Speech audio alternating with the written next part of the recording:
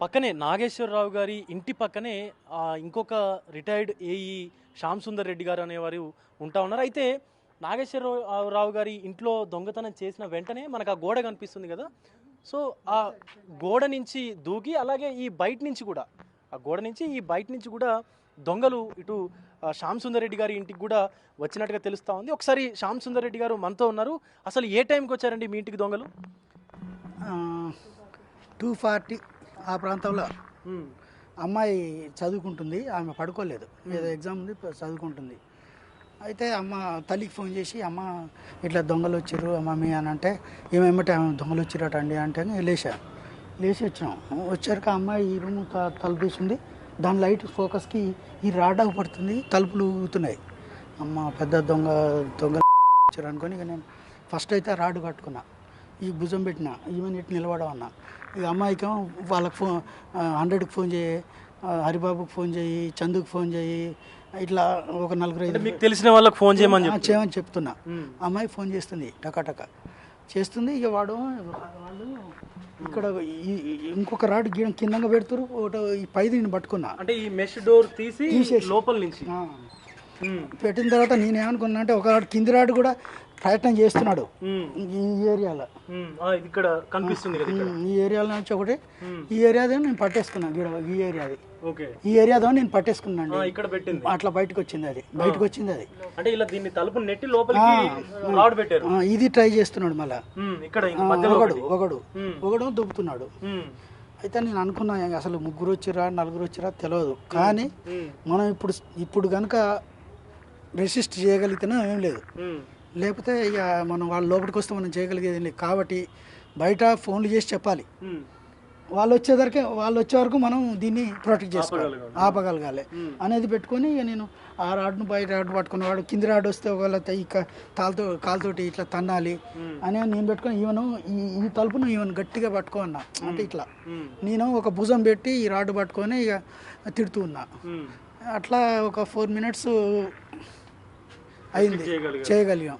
ఇంతలోకి వాళ్ళు వచ్చి అలికిడి కానీ ఇక పోయారు. పోలీసులకు ఫోన్ చేశారా మరి ఆ టైంలో?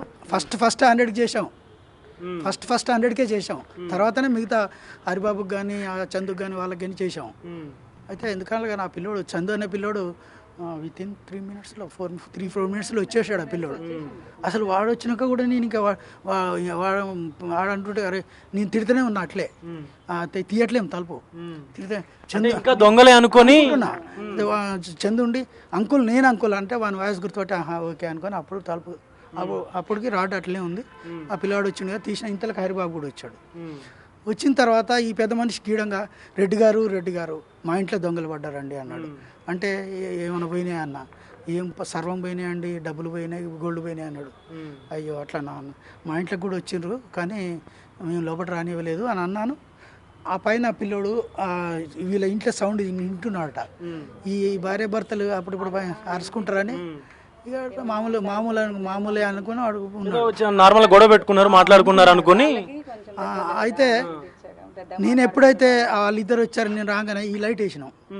ఆ పిల్లోడు చూసి వచ్చేసాడు, ఆ పిల్లోడు కూడా వచ్చేసాడు. ఇక అందరం కలిసి హరిబాబు అనే అతనికి వీళ్ళ అల్లుడు ఫ్రెండే. హరిబాబు వీళ్ళ అల్లుడు నీకు ఫ్రెండే కదా, ఇమీడియట్గా ఆయనకు ఫోన్ చేయి అని మేము అందరం కలిసి అందరూ ఆ ఇంట్లోకి పోయినాం.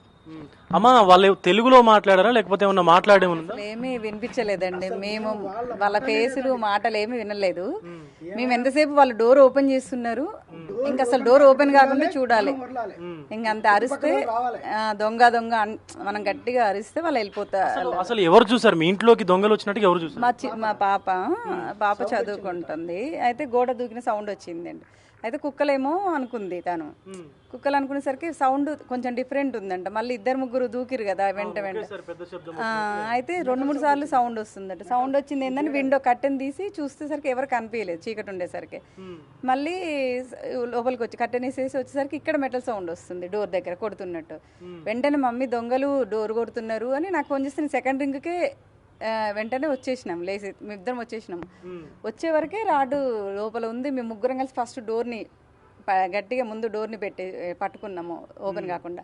ఆ తర్వాత ఇంకా పాప ఫోన్లు నేను ఫోన్లు ఒక చేతి పట్టుకొని అట్లా పోలీసులకు ఫోన్ చేసి వాళ్ళు వెంటనే వచ్చేసిండ్రు, ఫ్రెండ్స్ వాళ్ళు వెంటనే. ఇంకా అట్లా వాళ్ళు వచ్చినాకనే మేము బయటికి రాగలిగినాం. కాలు పెట్టుకొని నిలదొక్కి ఇట్లా భుజం దీన్ని పెట్టా. ఆ రాడ్కి అలాగే ఇట్లా పట్టుకున్నారా? వాళ్ళు మాత్రం బాగానే చేసిరు. డోర్ లోపలికి ఇప్పుడు ఈ తలుపు ఉంది కదండి, ఈ ఏరియాలో వాడు రాడ్ దింపాడు. ఇటు దింపితే నేను ఇది పట్టుకున్నాను, ఈ భుజం ఇట్లా పెట్టాను, ఇట్లా పెట్టాను.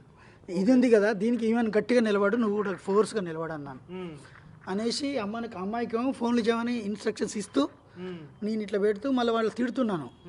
ఇంట్లో సీసీ కెమెరాలు రారి లోపటేసి తొమ్ముతా అది ఇది అని అంటున్నాను. ఇంట్లో ఇంకో 2-3 ఉన్నట్టు అరే వాడరా వీడరా అది అని అంటే కొంచెం అట్లా ఇక వాళ్ళు వాటి నుంచి వాళ్ళు వస్తున్నారు. మరి ఈ ఏరియాలో ఏమైనా సీసీ కెమెరాలు ఏం లేవా? అక్కడ గా ఇంట్లో ఒకటి ఉంది, ఆ ఇంట్లో ఒకటి ఉందండి. గతంలో ఆ గుళ్ళో కూడా ఉండే, ఎప్పుడు కూడా ట్రేస్ అవుట్ కాలే మరి ఏందో అప్పుడు. అందుకటి ఇక్కడ గుళ్ళో జరిగినాయి కానీ ఈ వాడలో జరగలే. ఆ గుళ్ళో కూడా అన్ని ఆర్నమెంట్స్ వాటి కోసం వచ్చి ఉంటారు. చాలా సందర్భాల్లో ఇళ్లలో మనుషులు లేని సందర్భాలు చూసి లేదా తాళం వేసినటువంటి ఇళ్లలో ఇలాంటి దొంగతనాలు చూస్తూ ఉంటాం. కానీ ఇప్పుడు మనుషులు ఉన్నటువంటి ఇళ్లలో ఈవెన్ మనుషుల మీద దాడులు కూడా చేస్తున్నారు. మా స్ట్రీట్లో ఎవరు ఇంతవరకు 25 yearsలో మా స్ట్రీట్లో ఇంతవరకు ఎప్పుడు జరగలే. కాబట్టి మేము పెద్దగా మన దగ్గరికి ఎవడొస్తాడు ఏమున్నాయి మన దగ్గర అనేది ఉండే. ఇప్పుడు మరి ఈ రోజు పొద్దున్నే సుమారుగా 10:30 గంటల సమయంలో చందానగర్లో కూడా ఖజానా జ్యువెలరీలో ఇలాగే జరిగింది. సో అంటే వీళ్ళు ఒక్కరే అయ్యేటువంటి ఛాన్స్ ఏమన్నా? నేను అనుకుంటున్నాను మా దగ్గర వాడు 245, 250కి వెళ్ళిపోయారు. అది 10:30 అంటున్నారు ఒకటి. వాళ్ళు పిస్టల్స్ ఉన్నాయి అంటున్నారు, వీళ్ళ దగ్గర పిస్టల్స్ లేవు.